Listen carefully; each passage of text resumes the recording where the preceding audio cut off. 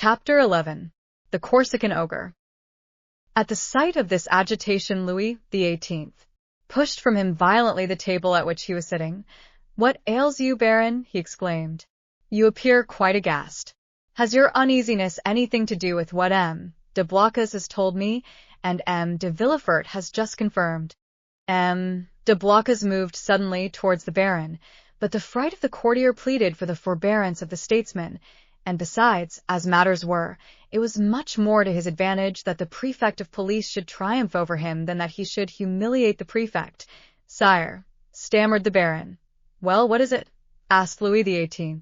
The minister of police, giving way to an impulse of despair, was about to throw himself at the feet of Louis XVIII, who retreated a step and frowned. "Will you speak?" he said. "Oh, sire, what a dreadful misfortune! I am, indeed, to be pitied. I can never forgive myself." "Monsieur," said Louis XVIII, "I command you to speak." "Well, sire, the usurper left Elba on the February 26th and landed on the 1st of March. "And where?" "In Italy?" asked the king eagerly. "In France, sire, at a small port near Antibes, in the Gulf of Juan."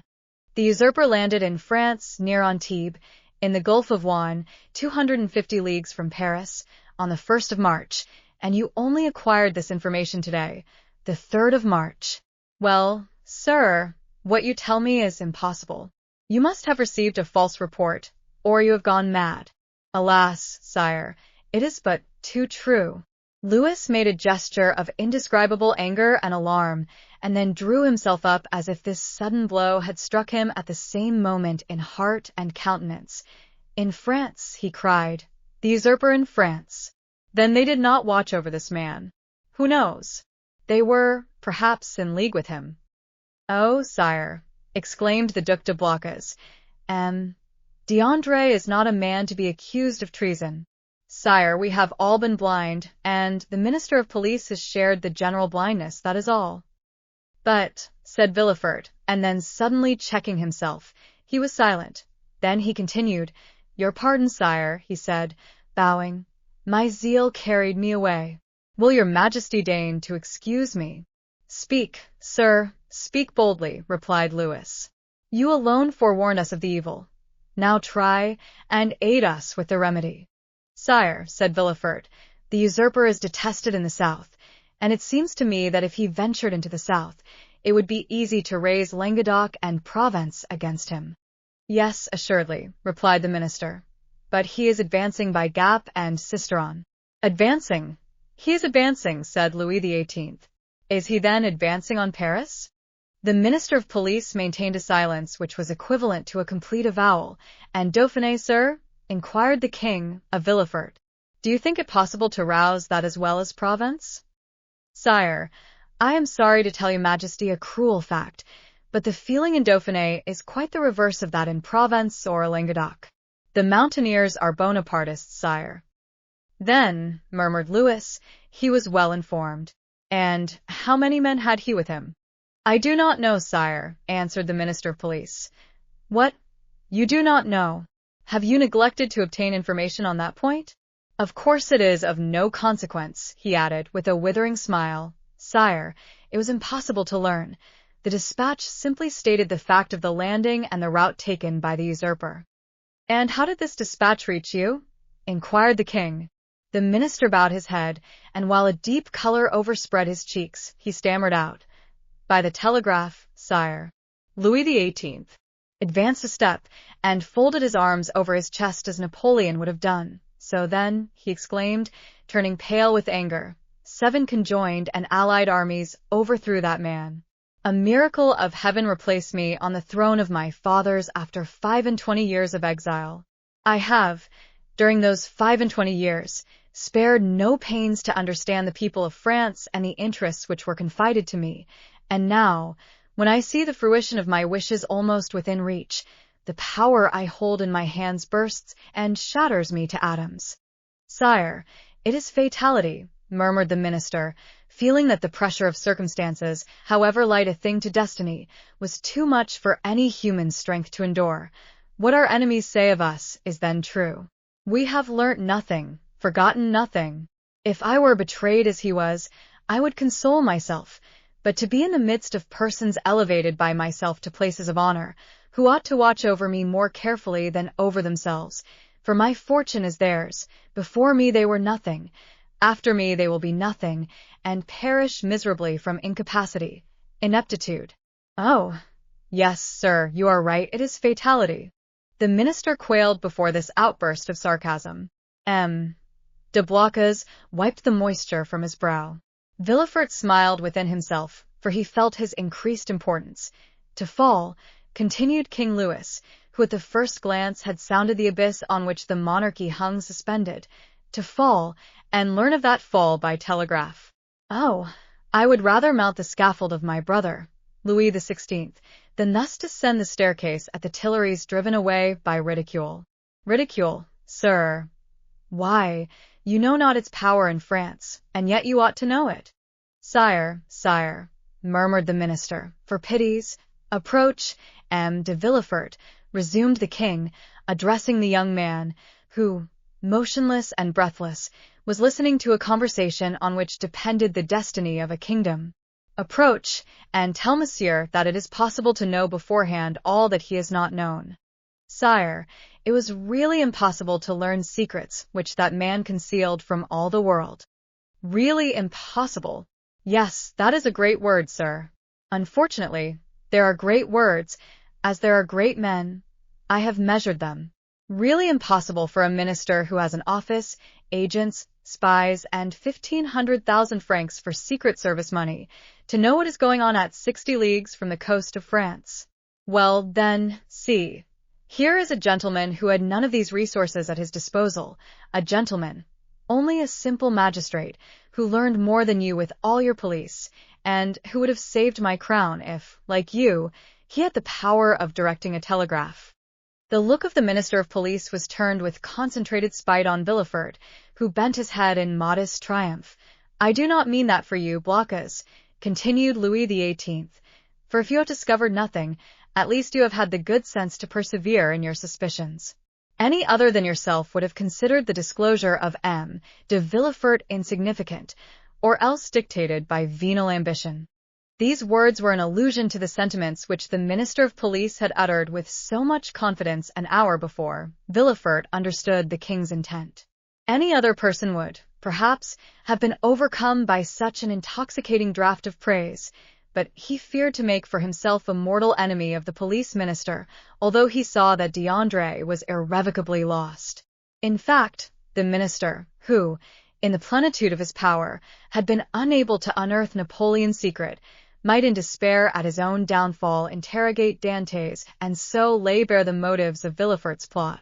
Realizing this, Villefort came to the rescue of the crestfallen minister, instead of aiding to crush him. Sire, said Villefort, the suddenness of this event must prove to your majesty that the issue is in the hands of Providence.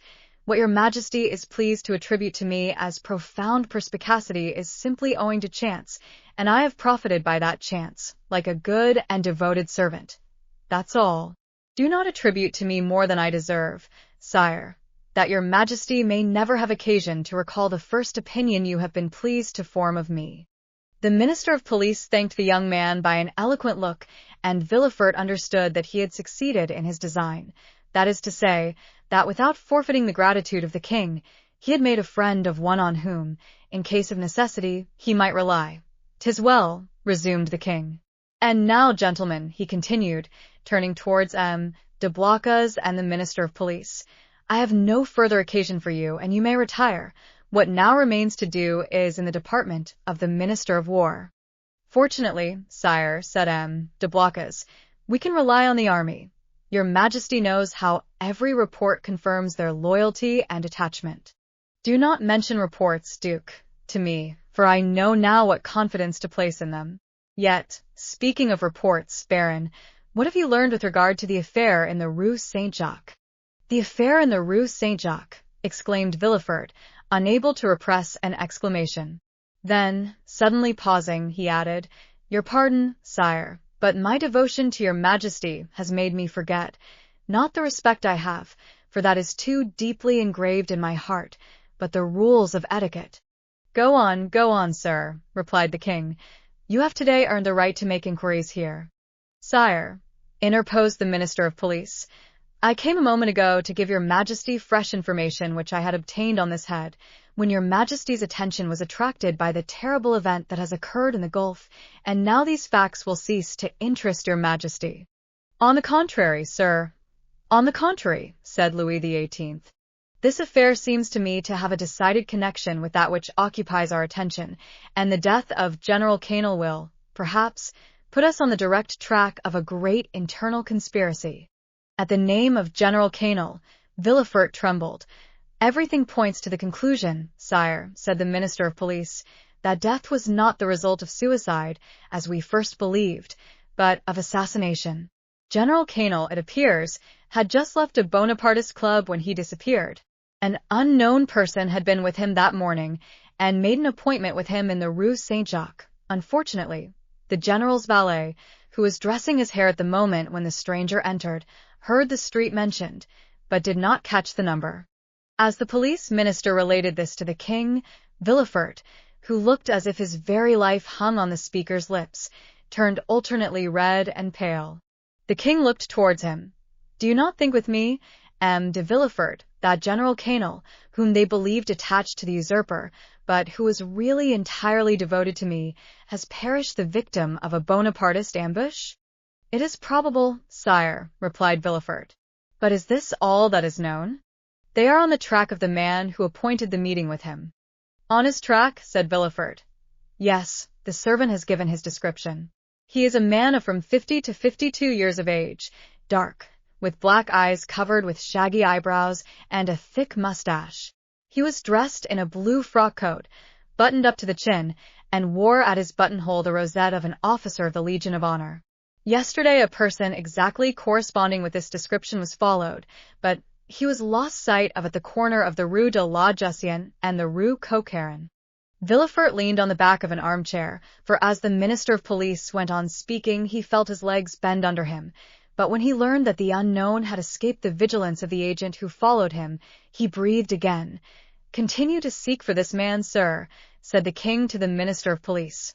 For if, as I am all but convinced, General Canel, who would have been so useful to us at this moment, has been murdered, his assassins, Bonapartists or not, shall be cruelly punished.